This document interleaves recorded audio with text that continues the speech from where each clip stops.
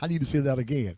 There is a difference, I said, between radical and ridiculous, because what's radical for one person sounds ridiculous to someone else. Have you ever shared something with somebody that God shared with you and they thought it was ridiculous? Huh? Have you ever shared a dream to dreamless people? Have you ever shared a vision to some vision villains? Have you ever saw, or shared things you saw with people who are sight stealers? You're sharing your radical faith, and they're trying to convince you that you are ridiculous. But what makes the radical supersede the ridiculous is revelation.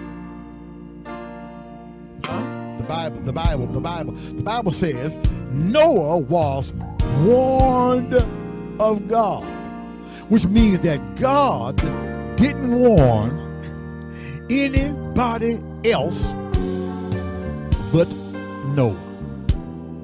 So when you tell your friends and they think that you're ridiculous for sharing some things that God shared with you, don't get mad with them. God didn't tell them. God told you. And if God told you, you've got to be strong enough to step out on faith and take God at his word. Here's what I'm talking about. You got to step out and believe it. And you're going to look crazy. You're going to look ridiculous, but that's what radical faith does. You remember, it looked ridiculous for the children of Israel along with Joshua to be marching and walking patiently around the walls of Jericho 13 times. But they were able to walk in confidence by faith because they had a revelation. It looked ridiculous. Remember Abram, 100 years old. His wife, 90 years old. But according to the promise of God that he made 25 years earlier, his wife became with child. And people laughed at them all those years when God gave him the word that he would be a father and she would be a mother. She's too old. You're too old. This is ridiculous. But Abram had radical faith.